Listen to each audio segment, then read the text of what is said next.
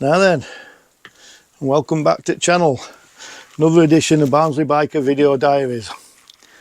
I was going to make this a video about my recent trip to the NEC, do one of my usual show videos, show you around, talk about the bikes, etc. But to be honest, I wasn't sure if I was going to go to the bike show in the first place, mainly because over the past few years it has become a little bit stale, a little bit like the motorcycle industry. It seems to have lost that little bit of magic. There's not as many exhibitors there, not as many trade, not as many manufacturers, and it does seem to have petered out a little bit. So I wasn't sure I was going to go, but then a couple of things happened that made me change my mind, shall we say. Firstly, I'd been looking at some of the blogs that had been done by people that had visited EICMA in Europe, which is a huge show, absolutely massive show. It is the show to visit if you ever get a chance. And it was interesting how many new, mainly Chinese manufacturers were exhibiting at EICMA. I mean, we've already seen when I've been out and about this year and watching other video bloggers, YouTube bloggers, some of the Chinese makes coming into the UK market, things like CF Moto, Vogue, if that's how you pronounce it, apologies if it's not, all coming onto the market. Manufacturers like Benelli, which are now Chinese owned, bringing out some quite decent looking bikes, and there were quite a lot that was being shown that was at EICMA. Excuse me, wet the whistle. Yeah, quite a lot at EICMA that was piquing my interest a little bit. The show, not only has it become a little bit stale over the years, in my opinion, but also it's become more and more expensive. I mean, if you're buying tickets on the day, this year it was over £30 on the door, and I think car parking is £13, something like that. Add some food in and you've spent £50 just to get into the show. So yeah, pricing, I'm sure, is putting some people off. I can understand the whys and wherefores a little bit behind that. So that was putting me off as well. And then I was fortunate, so somebody I know in the trade had a spare ticket and offered it to me. So I managed to get down on what they euphemistically called Trade Day. I mean, Trade Day used to be exclusive to media and trade at one point many years ago, and used to be the Thursday before the show started properly.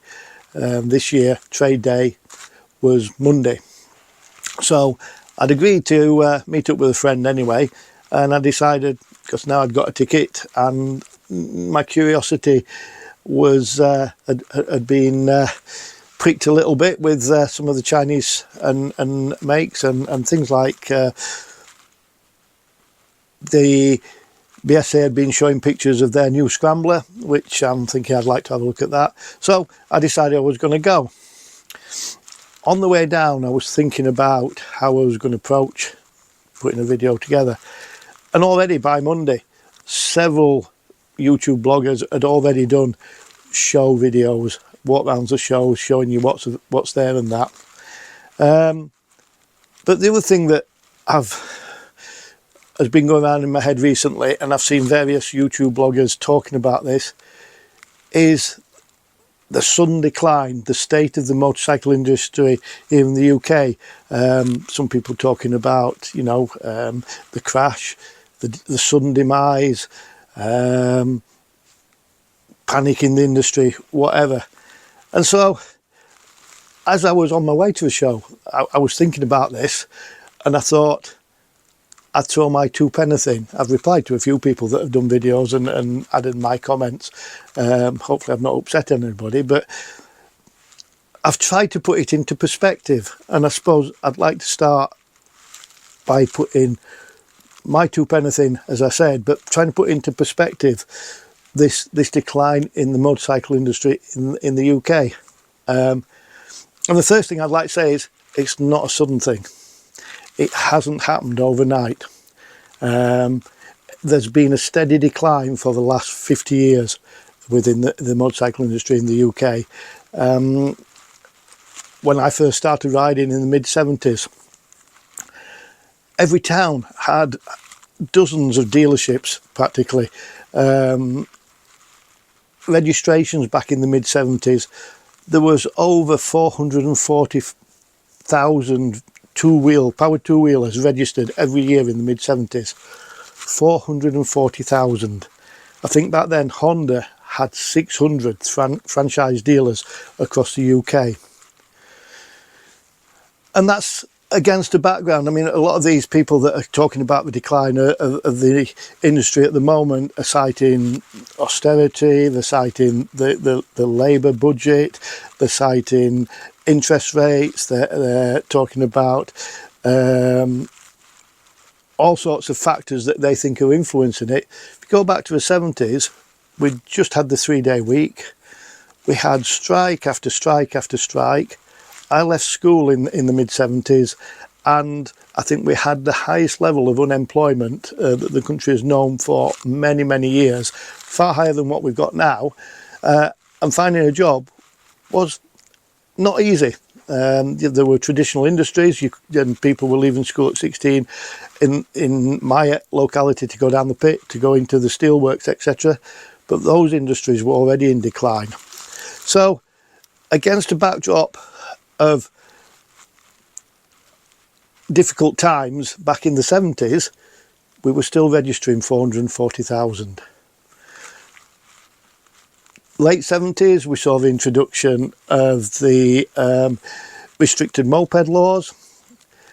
We had, I think it was 1980, back in those days, there was a tax levied on all new vehicles, all new cars.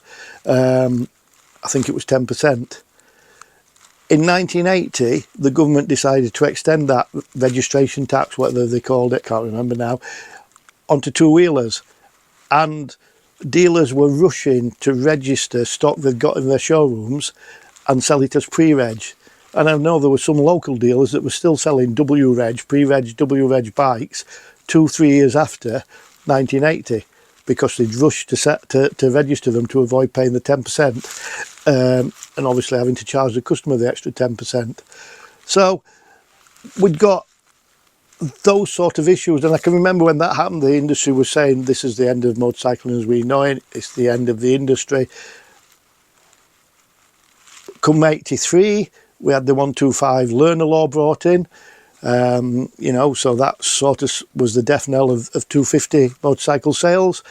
So yeah, we already had difficult times ahead, and by the time I joined the motorcycle trade in the mid-80s, and by the time I joined the motorcycle trade in sales in the mid-80s, registrations had dropped to about 350,000 a year. So already they dropped by over 100,000 in the space of 10 years. Again, you can come up with all sorts of different excuses, and the industry blamed the increase in legislation, the more restrictive learner laws. I think it's partly down to it was getting easier to get loans to buy cheap cars, so some people that had traditionally used motorcycles as commuters were now being able to get cars. Back in the day, getting hire purchase, if you weren't a homeowner, was very, very difficult. But by the mid-80s, personal loans were becoming a thing. So people that traditionally had bought a commuter bike or as their second form of transport or the main transport were starting to buy cheaper cars. Again, a lot of the people are blaming the high interest rates at the moment. When I joined the motorcycle trade in the mid-80s, the flat rate, the interest rate, was 14%. I'll let that sink in, 14%. So your mortgage rate was 14%. If you were lucky, if you were a good risk. If you were a poor risk, you'd be paying more than 14%. And I can remember a couple of years in to being in sales, our interest rate on new bikes went from 14% to 16%. These days, if you offered somebody a loan on a new vehicle at 16%, they'd be out the door like a shot. It's like interest rates that we've not heard of. So in the mid 80s, with interest rates 14, 16%, we were still selling over 300,000 units a year. Moving on a little, during the 80s and into the 90s, yeah, we had some tremendous advances in the machinery that was being sold. You know, the hyper sports bike came in, and we were still selling lots and lots of bikes. During, can't remember the exact dates, but around about during that period between the mid 80s and the mid 90s, we had Black Friday, we had Black Monday, we had the bearings crashed, the banks crashed, panic in the city, and it did affect trade. It affected exchange rates. I can remember the price of a Fireblade going from just over £6,000 to nearly £10,000 overnight, which led to parallel importing, because that was caused by the exchange rate between the yen and the pound. But the euro and the pound, the exchange rate was reasonable, so you could buy, and the yen and the euro was reasonable, so you could go to Europe and buy a bike, a Fireblade, still for the equivalent of £6,500, and then import it into the UK. But buying them, the official imports, yeah, suddenly the price went up £2,000-3,000. Massive impact on sales. And yeah, we started to see a decline in some of the dealers. We saw a shift in the way bikes were sold. The company I was working for started to move in towards buying up dealers that were struggling, and eventually became one of the biggest dealers in the UK. Moving on a little bit, this decline, the steady decline, it carried on. By the time we reached 2000, I can remember that, I can't remember if it was the year 2000 or 2001, but round about then, registrations were looking like they wouldn't peak above 200,000 a year. So we'd gone from 440, 450,000 registrations a year in the mid-70s to the year 2000, and we're at 200,000 units a year. And talking to people within the trade, basically the thought was, at that level the industry couldn't survive. That level of registrations couldn't support the industry, and this is in 2000. The industry was panicking again. Industry went through various ups and downs and changes, dealers coming, dealers going. We move on 25 years, and people now are saying that registrations have dropped right off and dealers are closing. The economic climate that dealers are facing today is no worse, and probably not as bad as anything we've faced in the past. But for the last few years, registrations have plateaued at about 100,000 units a year. And the reality is, some of your smaller dealers or some of your chains cannot survive with their share of that volume, which is leading to dealer closures, group closures. Yes, other factors are affecting them. You know, we've got cost of energy, we've got the rents and all that sort of thing, but they're all factors that we've faced previously. But previously the volume of sales was there to support the dealers through those hard times. What do I think the reason is, or what do I think the solution is? I think the biggest problem is that these days motorcycling is a leisure activity, but we don't necessarily market it as a leisure activity. It's actually an adventure sport, or an adrenaline activity. You regularly see people within the industry talking about how economical motorcycling is, how convenient it is, how it cuts down on congestion, etc., etc. But then you start looking at what the trends are, and we've had a trend in the custom scene, but it's not a massive impact on sales. But currently, and it surprised me, to be fair, looking at it, adventure bikes. there's a massive surge in mid-range and small adventure bike sales. You look at the adventure bike show, the festival that took place last year, and it was a huge show, very well attended. And these are people that have seen YouTube bloggers, have got that feeling for a little bit of a spirit of adventure, and that's what we need to be doing. We need to market it at a younger audience, getting the younger people involved, getting them excited. I can remember once being involved in a campaign when I was in the trade again. I was in a position where I used to get invited to marketing meetings. I'll be honest, the company I worked for employed a very good marketing company who had some really off-the-wall ideas, but you know what? They were ideas that worked. And I can remember one of their taglines, or one of their ideas for a campaign to try and promote us as a dealership chain was, they come up with the tagline of "Sell the sizzle, not the sausage."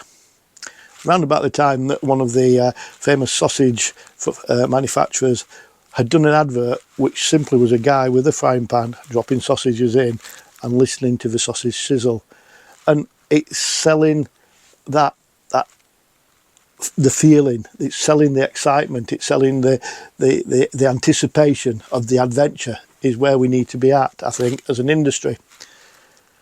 Which sort of brings me round back to going to the show, because I'd seen what was coming out of EICMA, I'd seen what the Chinese were offering, and I'd seen some of the YouTube bloggers that have bought CF Moto or Vogue motorcycles and have been doing reviews of them, or some of the bloggers that simply had been offered the bike to do reviews on. And these are mid-range adventure style bikes that look like they're well put together. They've got all the gizmos and gadgets that anybody could want, but they're affordable. So I went along to the motorcycle live show at the NEC with the objective of mainly looking at what was on offer, and I'd had a look at the exhibitors list, and there were at least 5 manufacturers there that I'd only just heard of or I'd never heard of. Manufacturers like Cove and obviously CF Moto, Bender. I mean, what's that? What sort of name is Bender? But wanted to have a look at these bikes to see if, one, they lived up to the hype, and 2, did they offer a glimmer of hope for the industry?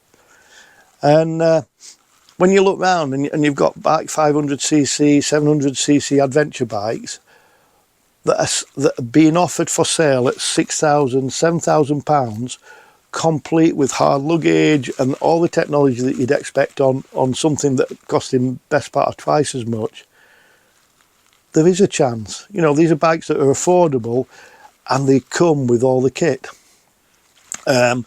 I mean, we've seen the success of Enfield and Enfield's Himalayan, or Himalayan, however you want to say it. Enfield were showing their new 650 Scrambler. Don't know, that's probably going to be more a street bike than an adventure bike, I'm guessing. BSA were there with their Scrambler, which is a take on the old B44, is it? Scramblers of the 60s, 70s. A look that I've got a lot of time for, and yeah, went and had a look at the bike, and it looks a cracking bike. Hopefully that should sell in decent numbers, and again, not sillily expensive. But also it was interesting that some of we went on the Honda stand. I'd seen various people posting who'd been to the show and getting excited about the CB350, and initially I was like, yeah, whatever, take it or leave it. Went to have a look at it and was amazed for various reasons. It's a 350, it's air cooled, no water cooling, no nothing, so it's an air cooled 350 that obviously meets all the regulations. It retails for just under £4,000 in the basic form and has the promise of returning over 100 miles to the gallon. And while we were looking at it, we were talking to a guy who'd already placed an order for one, with the intention of buying it and riding it to India. Apparently the bike has already been manufactured and on sale in India for 2 years, but the ones we're going to get in Europe are going to be manufactured in Japan. So yeah, obviously you could go to the show and spend £25,000 on an adventure bike or a sports bike or whatever, but I think the manufacturers are waking up to the fact that most buyers can't justify that sort of money for something that is just going to be a toy. But there are a lot of people out there that are quite happy to go out and spend £5,000-6,000 on a mid-range adventure bike, motorcycle. I mean, there were some just standard street bikes from CF Moto that looked quite good, and there were some decent looking cruisers. The Bender on the Bender stand, or the Moto GB stand, who was exhibiting a lot of these Chinese bikes. There was a cruiser that looked very much like some of the Harley Davidson 500 and 750s that we saw briefly in this country. But there was also a 4-cylinder 700cc bike that looked very reminiscent of the Harley V-Rod. It wouldn't have looked out of place at the Bike Shed Custom Bike Show down in London. Cracking looking bike, attracting a lot of interest, and again, not silly money. So I suppose what I'm trying to say is, I've not been to the show for a while because it was a bit stale, and yes, the numbers of people walking around compared to what I'd experienced in the past, having been to the show many times over the last 40 years, it was quiet. I know people report that it was busy, but my experience is for the last 5-10 years it's been a lot quieter than it used to be. But there was a buzz about the place.